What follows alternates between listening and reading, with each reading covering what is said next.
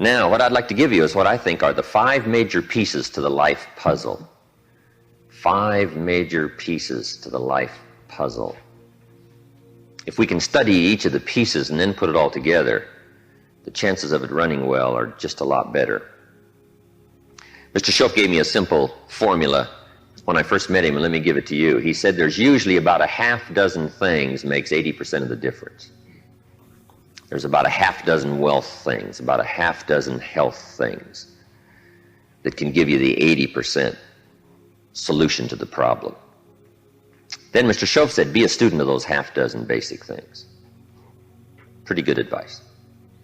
Success is not doing extraordinary things. Success is doing ordinary things extraordinarily well. So if you just learn to do it well, key things well, learn to speak well. Poor people can talk and rich people can talk. Looks like rich people talk better. Learning to speak is called survival. Learning to speak well is called success. So let me give you what I think are fundamental pieces to life, and we'll take it from there. Here's the first one. Philosophy. Philosophy, in very simple terms, is simply what you know. And what you know greatly affects how your life works out. We might also add, what you don't know greatly affects how your life works out. The idea you miss could be the missing number in trying to put the numbers in the lock. So, what you don't know will hurt you, to correct an old cliche. And to correct another one, ignorance is not bliss. It's important to know. It's important to get the information. Now, we do something very important with what we know. We weigh it. That's another good word. We weigh. Weigh everything before you do it, before you buy it, before you try it. Make sure you weigh it. Everything you get ready to do, you got to decide whether it's a major or a minor, and you don't want to give minor things major time. You don't want to give something insignificant significant amounts of your energy. So we simply use the phrase, weigh before you pay. Sophisticated people learn to weigh everything. And what we all need is a good set of mental scales to weigh everything. What if you got information and your mental scales were off and insignificant things to you were significant? Wouldn't that be a major handicap the rest of your life? When you weighed something, important things weighed unimportant, we would call that a great handicap. So it's very important to weigh everything properly, and that's the reason for sermons and songs and lyrics and lectures and seminars and conversations and professors and teachers. It's one of the reasons why we converse with each other, and we debate and we think about and we ponder and we perceive and we weigh and we try to find out where the values are. Because you don't want to proceed and give big chunks of your life to something that's insignificant. Okay? So we get information, we weigh it, then we come to conclusions about values. Big question in forming your life, where are the values? What is important? What should weigh heavy on my mind and I should give it significant time and significant energy and significant money? Schoaf said to me, poor thinking habits keeps most people poor. Not poor working habits. Most people work hard, but they don't think hard. They don't use their mind to really try to perceive where the values are so that they don't waste any time. It's easy to spend big chunks of your life on insignificant things. It's one of the major pieces of the life puzzle. What you think about, knowledge, how you weigh it, the conclusions you come to, the values you've perceived, thinking. If you really want to help somebody change their life, you have to start changing their mind, change their philosophy, change how they think. Somebody says, well, just motivation, that'll do it. And the answer is no, motivation won't do it. If a guy's an idiot and you motivate him, you got a motivated idiot. Right? Say, no, that's not what it takes. Now, it's very easy to make errors in judgment. Errors in judgment. I'm now teaching people, even after they're out of school, university, college, they should read at least 1 or 2 books a week. It's easy when you get out of school, right, and get a job to just sort of let that all slide, not keep up the learning process. But if you don't keep up the learning process, a lot of values become fuzzy if you don't keep trying to perceive what's important, what's not important, and then start spending major effort on minor things. So we have to keep learning.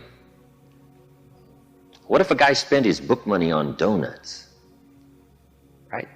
We would call him greatly deprived mentally. In 10 years, the guy's bought 2 tons of donuts and only 2 books, right? Mostly with pictures, right? And he wonders why his life isn't working well. Reason. After he got out of school, he didn't keep up the flow of ideas that can help to refine your business and help to refine your decisions and help you come to better conclusions. You've got to keep up the learning curve, even after you're out of school, to make sure that you're not making errors in judgment. The reason why most people wind up average at age 40 instead of rich is simply an error in judgment about what to do with your money. What would you suggest a 15-year-old start as a plan to do with their money so that by 40 they're rich instead of average? You've got to have a good plan, right? If you start making errors early with your money, those errors can make your life mediocre instead of rich. You wind up with pennies instead of fortune. And you wind up with crumbs instead of a feast, simply because early you made errors on what to do with your money. The guy says, well, it's only $10. So what does it matter what I do with it? And the answer is, that's when it really matters, is when you don't have much. The guy says, oh, if I had a fortune, I'd really take good care of it, but I've only got a paycheck, so I don't know where it goes. We call those great errors in judgment. It's so important to make sure you've got a good plan when the amounts are small. But it's easy to make errors. It's easy not to know. It's easy to miscalculate. And if you miscalculate, some things keep adding and adding and adding. I got a good phrase for you. Life is accumulative. Good phrase to know. Life is accumulative. Our errors either accumulate into what we don't get, or our wise decisions accumulate into what we do get. Now, the key is to correct the errors as early as possible. Fortunately, Mr. Schoaf caught me at age 25, started asking me major questions. At age 25, he said, Mr. Rohn, how long have you been working? And I said, I've been working 6 years. I started working when I was 19. He said, well, 6 years. How much money have you saved and invested in the last 6 years? I said, not any. He said, who sold you on that plan? Wow, 6 years is enough time now to check and see if you've got a good financial philosophy. And the time to catch the errors is early. So Mr. Schoaf started asking me those tough questions at age 25. How about your money? How about your resources? How about your investments? And you say, well, I've got plenty of time to worry about that and be concerned about that later. And the answer is probably not. Now's the time to fix it. Wherever you hear the good information, that's the time to start fixing it. So we're teaching kids now a good wealth philosophy. Starting at age 15 will make you wealthy by age 40. 45 at the latest if you're a little slow. Start doing wise things with your resources. When would you suggest people should do wise things with their resources? Answer, as soon as they get the better information. Now, you can't do what you don't know, but the key is to keep learning so that good ideas keep occurring to you. Now you can do more wise things. Okay? But philosophy is where it all begins, what you know. Now, to know wise things, you simply have to study, as you're doing.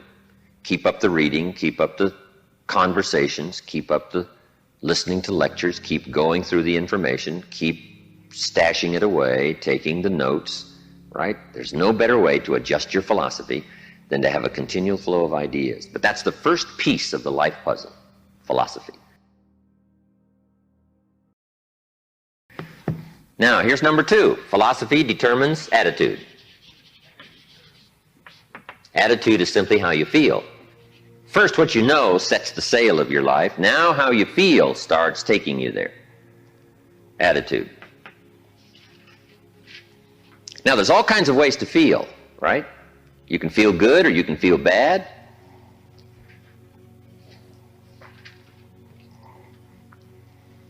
Here's one attitude. If this is all they pay, I'm not coming early and I'm not staying late on the job. That's an attitude, right? If this is all they pay, I don't come early and I don't stay late. Now, do you suppose that attitude, if you carried it through the rest of your life, do you suppose that attitude would greatly affect your life as the years unfold? The answer is overwhelmingly Of course. Here's another attitude. No matter what they pay, I always come early and I always stay late to invest in my own future. Isn't that fascinating? Attitude is by choice. You can either choose to come early or you can choose to come late. You can either choose to leave early or you can choose to stay late. Attitude's a matter of choice. Now, to make wise choice, we need educated attitudes. Emotions must go to school to learn where the values are. Okay? Good phrase. Emotions must go to school. When kids are young, right? A 3-year-old, falls on the floor and kicks his feet and screams. We say, well, that's okay when you're 3, but it isn't okay when you're 30. Right? As a little kid, right, you can retaliate and punch somebody out, but when you're 23, we say, no, you got to learn now to take that emotion and send it to school and find out where the values are. It's okay to feel strong, but you've got to learn to restrain yourself in a society if you want life to go well for you. So attitudes now become a matter of educated choice. Educated choice. But how we feel is going to greatly determine how our life works out. Now, it's how you feel about a variety of things. Let me give you that list. Number 1, it's how you feel about the past. Now, when you're young, you haven't got that much past to feel about, but I'm sure you've had some ups and downs. You've had some wins and losses. So part of our attitude is based on how we feel about the past. Some people are still carrying the burdens of the past. They're affected by some difficulties, some losses, whatever. They're carrying it around like a burden. Instead of using the past as a school, they're using it as a threat to their life. So part of it is solving the attitude about the past, how you feel about it.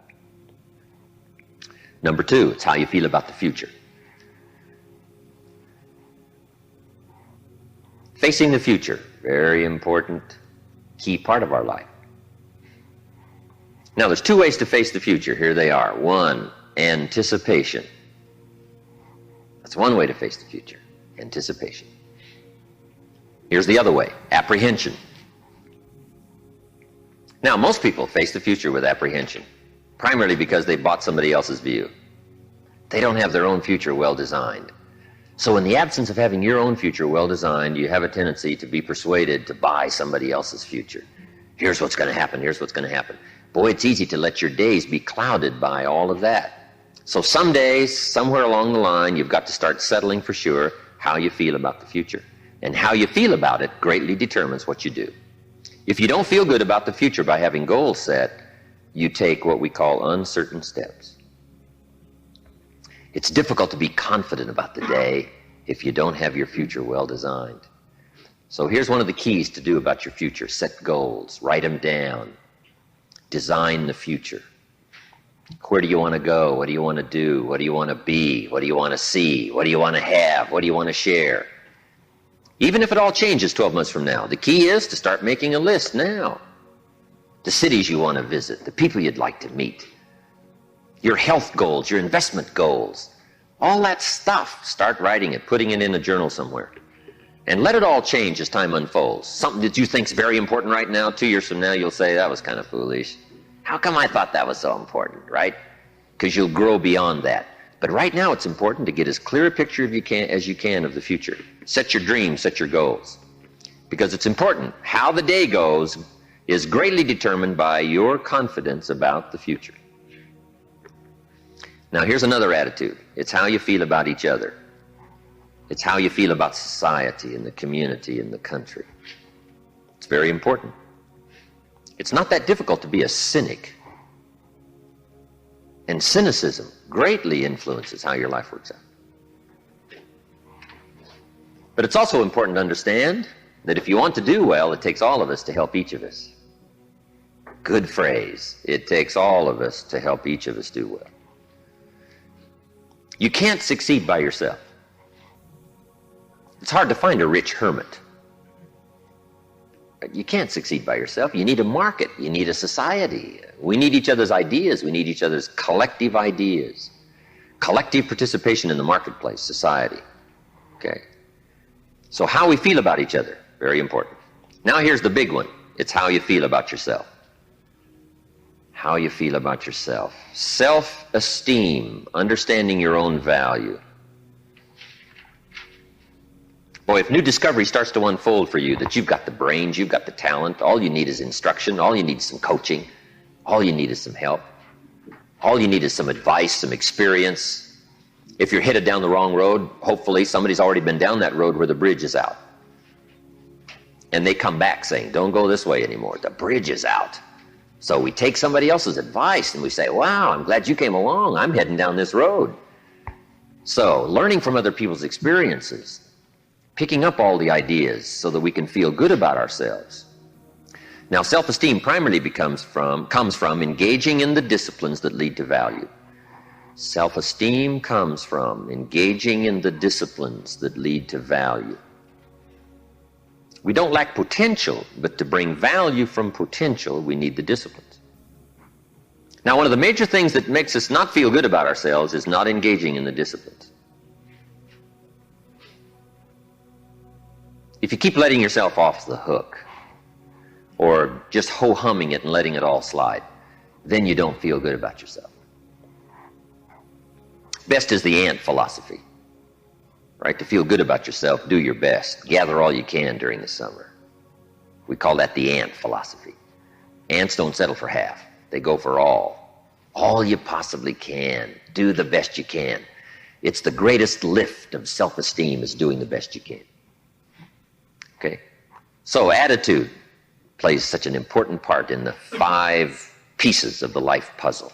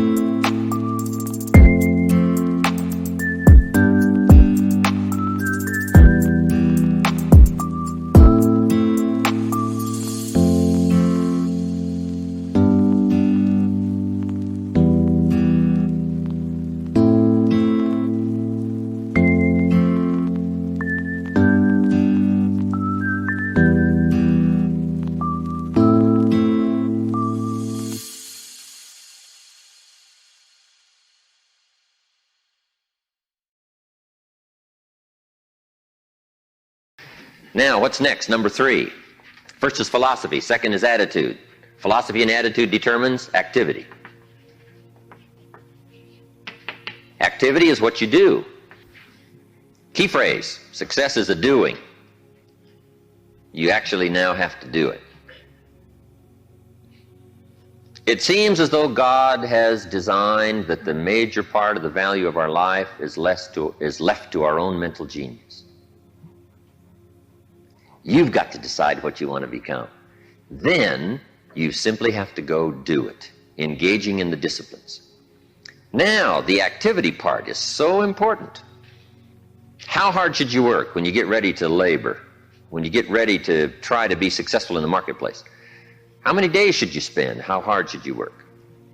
Well, let me give you an Old Testament phrase to consider. It says, 6 days activity, 1 day rest. Now that's called a philosophy on activity. Right? What should be the ratio of rest to activity? Old Testament suggests 6:1. Now I know that goes back a long ways.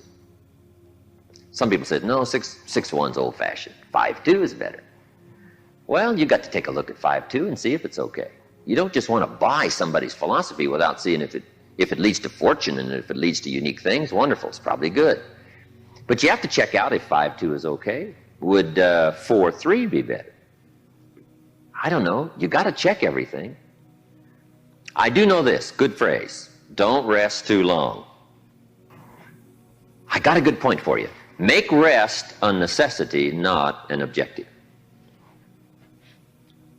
The objective of life is not to rest. The objective of life is to accomplish, to growth, full accomplishment, test the outer limits of your abilities.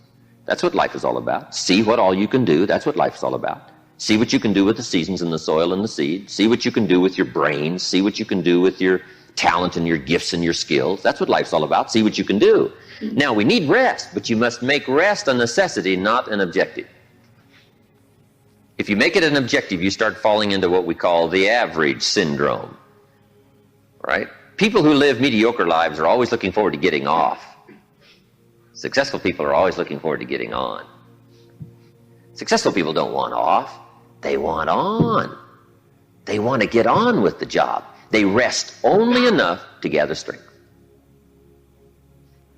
So consider that in your argument, in your debate on how hard should you work. Let me give you another Bible philosophy. My parents made sure I was a pretty good scholar by the time I was 18. And I'm an amateur on the Bible. But here's another good philosophy. Whatever your hands currently find to do, do it with all your might. Whatever you're doing, do it with all your might. We call that philosophy on activity. How hard should you work? As hard as you can in the time allotted to labor. In leadership, management lectures we teach, when you work, work. When you play, play. Don't play at work. And don't work at play. Right? Make best use of your time. When you're working, pour it on. And when you're playing, have a good time. But don't play at work. Okay? So, activity, very important piece in this whole life puzzle in working. So, you've got to test how hard you can work. Part of it is physical, your own physical limitation. Some people can take 14 hours, no problem. Some people 10, stretches pretty much their physical limitation. So everybody has to sort of decide how hard you can work, how much time you can put in. When you come to university, right, you got to sort of find out how much workload you can handle, how many classes can you go through, how much can you unravel, how many study hours do you need, how much effort have you got, when are you going to run out of gas, right, and you need to replenish the supply. So we all have to study our own activity habits.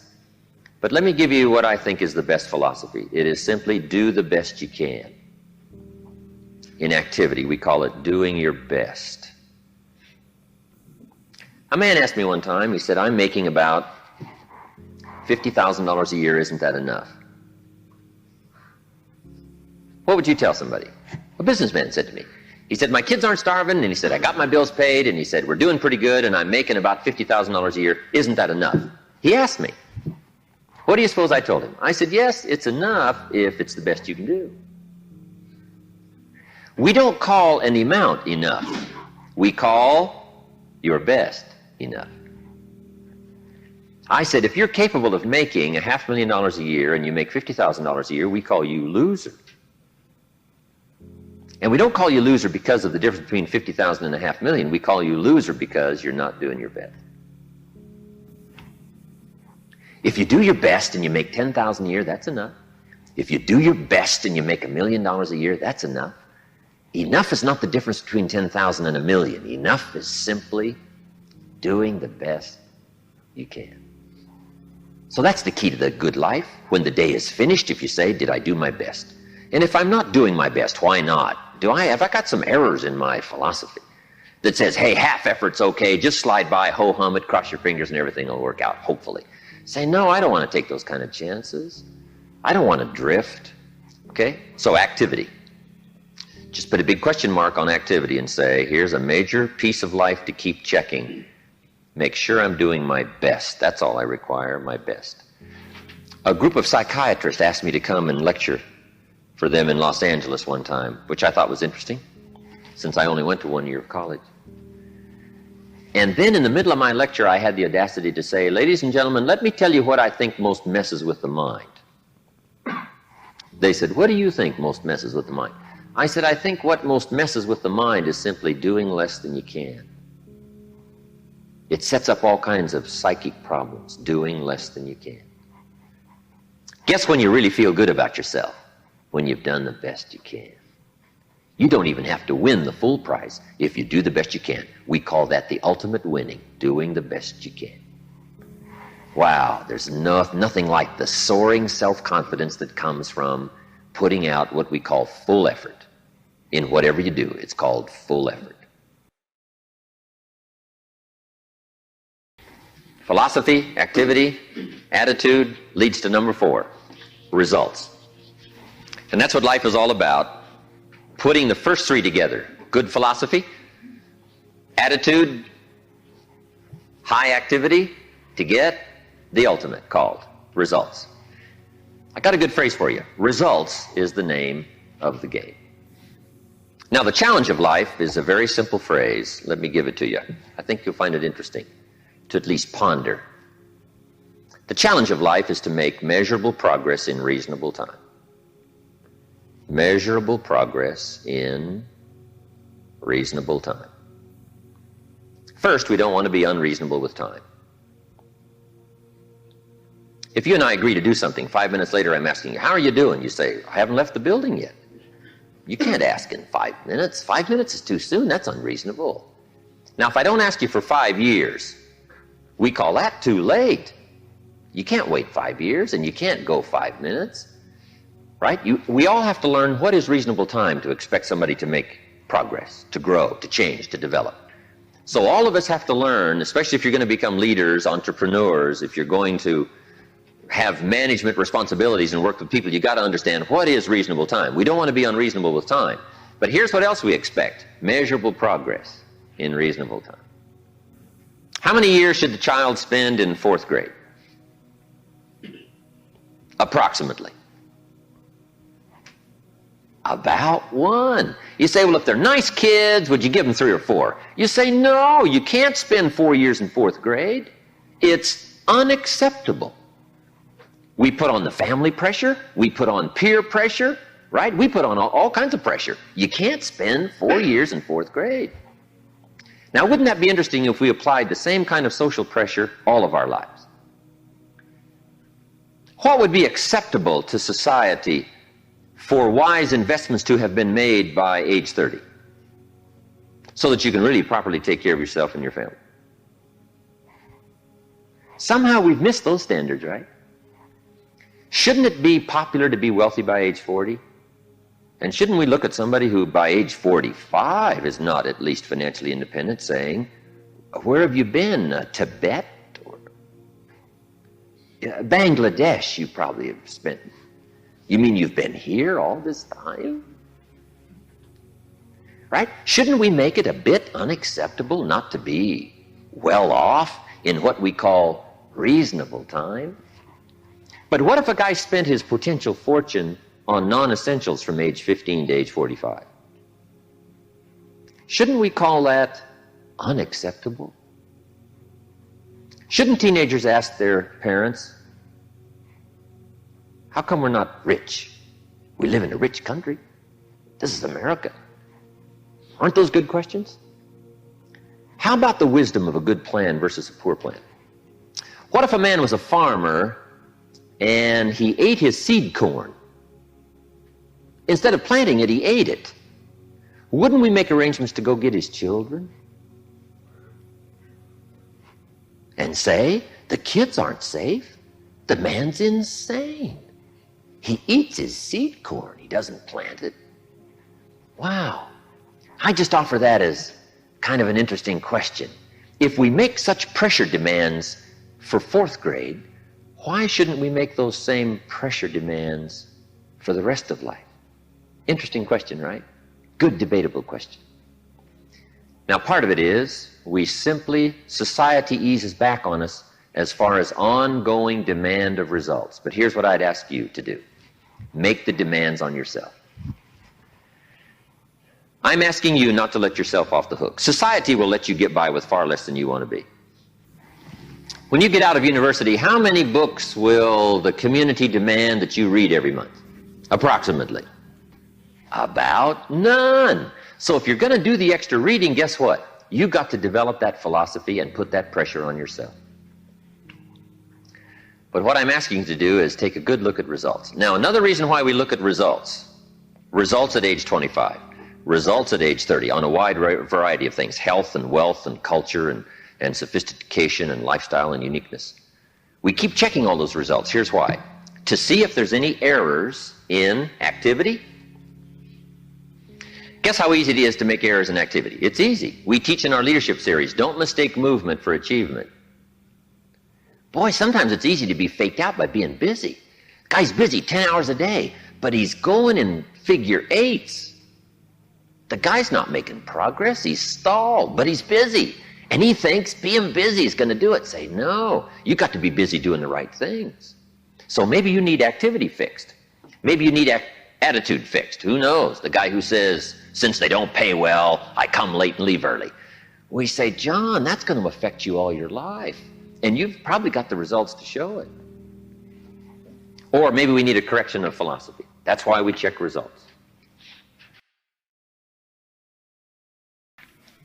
Now, here's the last piece in the life puzzle. It's called lifestyle. Lifestyle is simply how you choose to live. We call lifestyle the genius of living well. Now, here's what's exciting about lifestyle as a subject of one of the major pieces of the life puzzle. All of us can choose, especially in this country, all of us can choose how we wish to live. Guess what you can get from your money? Joy or animosity. However you wish to live. A father takes a $10 bill and wads it up and throws it at his son and says, if you need the darn stuff that bad, take it. We call it money without style. The father's got the money, but he doesn't have the style. He studied economics, but he didn't study happiness. So let me give you the phrase. Happiness is an art, not an accident. Some people have figured out things economically, but they haven't figured out lifestyle to live well. Culture is a study. It's not an amount. Somebody says, if you have an amount of money, you'll be cultured. And the answer is no. Cultured is a study. Culture is a refinement of the mind. To be cultured, you must study culture and practice culture. Money doesn't solve the culture challenge. Money doesn't solve the happiness challenge. To be happy, you got to study and practice happiness. And Mr. Shove taught me all the simple ways to get joy from substance. A sophisticated gentleman knows that a rose on time is more valuable than a $1,000 gift too late. It's not the amount that counts, it's the genius that counts. It's the ideas that count.